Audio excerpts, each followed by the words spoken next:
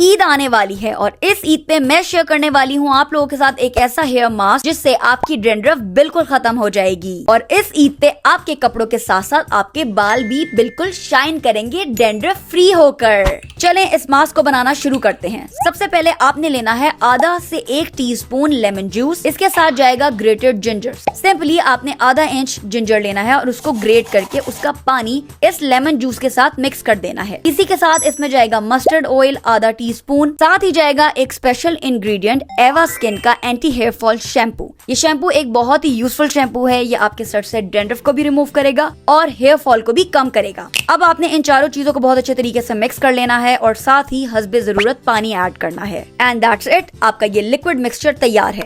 और इसको लगाने के लिए आपको कोई 1 घंटे की जरूरत नहीं है।